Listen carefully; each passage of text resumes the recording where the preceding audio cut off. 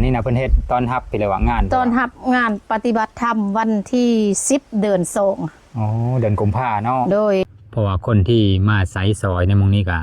ส่วนหลายก็เป็นคนที่มีศีลครบพ่อแม่พี่น้องเอ้ยมีบุญหลายช่องทางติดต่อผู้ไทยฟังลาว Facebook WhatsApp โทร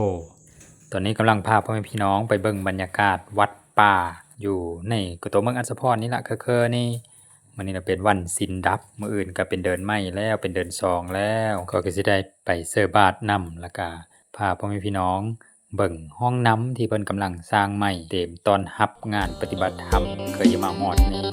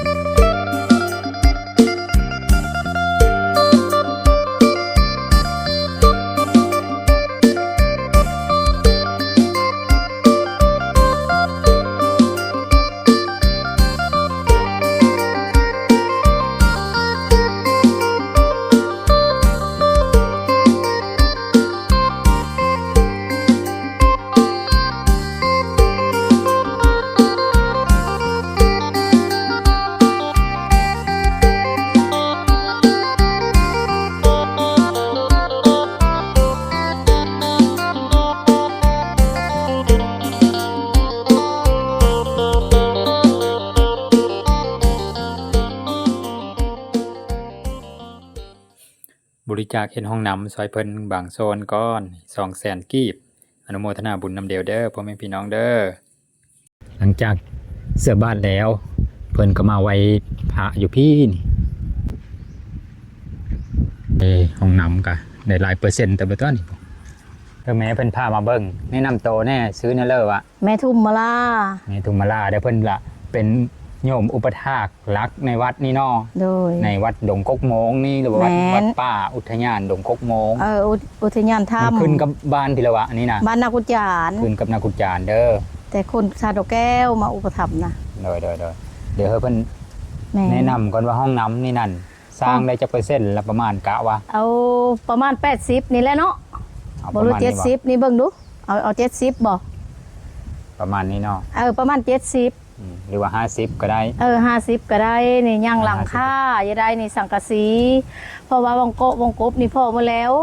แต่ยังบ่ได้สังกะสีมุ้ง สังกะสีมุ่งยังเนาะ แม้นสิแพร่ภายญาติธรรมทั้งหลายนี่แหละ ดินบล็อกพี่แล้วก็พ่อมาแล้วเนาะ โดย โหโซม ยังขาสางโหโซม ขา ก็ สาง พอ อีก แล้วมือนั้นว่าหญ้าเว้ายัง6โหแล้วขน้อยเอาผู้เดียว2โหแล้วก็ลูกขน้อยก็2ก็เป็น4แล้วก็แพร่หมู่อีก โอ้ วันนี้แล้วก็ยังขาสาง20ล้าน โธ่20 ล้าน แม่น ขาสาง20 ล้านเพื่อนพี่น้อง ยังติด อั ใน นนี้นะ ขาสาง ห้องน้ำนี่นะสำหรับพี่แล้ววะสำหรับออกตอนยันโยม อันนี้สำหรับแม่ขาวแม่ซี่ มีขาวไม่ซี่เนาะ แต่ห้องทางหลังพระพุ่นน่ะเป็นของครูบาอาจารย์ โอ้มี2บ่อนแสดง โด ว่าย เศร้าห้อง อันนี้เอาหลังฮุบหลังเพราะว่าทึนห้อนที่คอยหาบ่หลายเนาะ โดย ทึนห้อนมันหญ้านี่ก็บ่หลายในวัดนี่ก็เพราะว่าเอาหลังฮุบหลังเพราะว่าเฮ็ดประหยัดเงิน โอ้ เพราะว่าทึนเฮาบ่หลายแหละตัวนี้ก็ด้านนี้ก็เป็น5ห้องในด้านนี้ก็เป็น5ห้อง เอาเป็น2ฟ้าแล้วเนาะฟังตะพุนตะพีเนาะ แม่นตัวนั้นก็10ห้อง ตัวนี้ก็10ห้อง อันนี้เป็นห้องแม่ขาวแม่ซี่ อืม ตัวนั้นเป็นห้องครูบาอาจารย์กับ10ห้องคือกันและเฮ็ดแบบนี้คือกันส้นเท่ากัน อ๋อ มั มัน จะบ่เปิงนาทีเพราะว่าเฮามันบ่มีทุนหลาย โดย แม่น ทั้งพุนก็ต้องการประมาณนี้บ่ คื ต้อง อกั กาน รสังกะสีคือเดียว ต้องการสังกะสีคือกันเบิดสังกะสียังบ่พอค่าสร้างนะรวมทั้งหมดนี่น่ะ20ล้าน โอ้โดย นักค่าสร้างอะไรแห้ง อืม ก็ติดหนี้ติดสินเพิ่นนั่นแหละทางหลายไปขอให้ใส่ไปนี่แหละวันศีลวันพระได้เท่าเลิกอ่ะใส่ไป อันนี้นะเพิ่นเฮ็ดตอนรับไปเลยว่างาน ตอนรับงานปฏิบัติธรรมวันที่10เดือน2 อ๋อเดือนกุมภาเนาะ โดยวันที่10เดือน2หาวันที่17 โอ้ เป็นมื้อตักบาตรไกลแล้ว เกินแล้วเนาะยังอีเดือน แม่น กว่าหนึงได้พ่อพี่น้องนี่ นั่นแหละ เพิ่นก็เลยเล็งเนาะเพิ่นก็เลยต้องการ แล้วก็เลยต้องการศรัทธา เจ้าภาพที่จะมาซอยเฮ็ดห้องน้ำนี่หลายตอนนี้นะต้องการโดนเลยพ่อแม่พี่น้องผู้เลิกมีว่าจะอยู่ลาวเฮาหรือว่าอยู่ไทยหรือว่าอยู่พี่น้องลาวเฮาอยู่ต่างประเทศก็ถ้าเห็นคลิปนี้ก็อย่าลืมเด้อเฮาได้โอกาสฟ้าวเฮ็ดบุญเลยตอนนี้นะ แม่ ถ้าว่าเงินเฮตกเฮเสียหายไปแล้วไม่มีโอกาสได้หรือว่าไฟไหม้บ่นี่ไฟไหม้เฮิรนบ่ก็มีได้เฮาส่องไปเห็นตอนเฮายังสุขภาพแข็งแรงยังมีเงินนี่ก็ฟ้าวเฮ็ดเนาะแม่เนาะ โดย แม่เพิ่นเป็นตัวอย่างนี่นะเพิ่นละเป็นโยมอุปถากหลักนี่แล้วก็ข้าแต่ไม่มีงานไปแล้วเพิ่นก็อนุโมทนาเฮ็ดซอยเลยเพิ่นก็เลยล้ำรวยกว่าเก่านี่สังเกตบางนี่ สาธุ โดยผู้ดาทั้งหลังก็เป็นอันนี้เลิกลีสอันนี้จักแมทเด้กระดอนี่นะเพิ่นเสื้อท่านตัวนี้กันถ้าผู้ใดมีจิตใจศรัทธาก็ติดต่อมาได้เด้อพ่อแม่พี่น้องเด้อสิได้มามอบเพิ่นพอยังเหลือเดินกว่าเองห้องน้ำก็มี2บ่อนบ่มองนี้อีกสำหรับเมซี่แม่ขาวที่สิมาโบสถ์สี่พราหมณ์ปฏิบัติธรรมในเดือนกุมภานี่แล้วก็ทั้งพูดทั้งหลังพระใหญ่นะก็มีอีกเป็นห้องน้ำแบบนี้อีกสำหรับครูบาอาจารย์พระสงฆ์สามเณรเพิ่นก็ได้เป็นเจ้าภาพนำเพิ่นเล็กๆน้อยๆแล้วละ200,000 กีบตามกำลังทรัพย์กำลังศรัทธาที่คอยมีณเวลานี้คันธาผู้เลอยังมีทรัพย์อยู่ทรัพย์ยังมีท่านได้หายมีท่านได้เฮตกเฮเสียหายก็มีโอกาสแล้วก็ฟ้าวเด้อพ่อพี่น้องเด้อติดต่อเข้ามาได้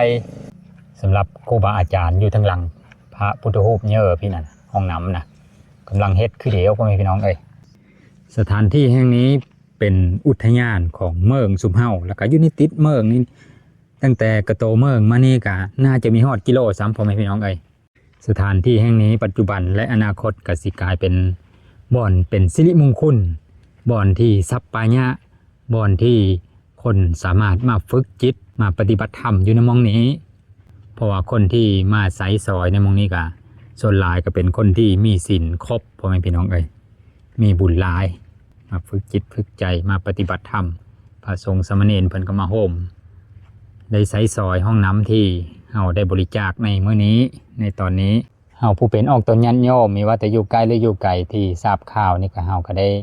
สมทบทุนซอยเดียวถือว่าเป็นหน้าที่ของเฮาที่จะสร้างภิกขุสามเณรเพิ่นตามนี้เด้อพ่อแม่พี่น้องเด้อผู้ใดสนใจที่จะเฮ็ดบุญโฮมบุญนำในครั้งนี้ถือว่าเป็นบุญเป็นกุศลอย่างยิ่งใหญ่เฮ็ดห้องน้ำเฮอวัดป่าสถานที่ปฏิบัติธรรมในเมืองอัศพรจุมเฮานี่ก็สิหลั่งไหลมาปฏิบัติอยู่หม้องนี้เพราะว่าหม้องนี้ก็เป็นป่าดงก็เป็นศูนย์ปฏิบัติธรรมที่อยู่ในเครือเมืองพ่อแม่พี่น้องเอ้ยมาสะดวกสบายมาวัดนี่ก็ได้ทางก็บ่ดียะ เอาประมาณนี้เด้อพ่อแม่พี่น้องเด้อผู้ใดมีจิตใจใส่ศรัทธาเยอะโฮมสร้างโฮมสานำเดียวสร้างบุญบารมีในครั้งนี้ก็ติดต่อมาได้ตามข้อมูลที่ขึ้นนี่ละก็จะได้เอามามอบให้เพิ่นเป็นว่าคลิปหน้าพอได้ไหมเด้อ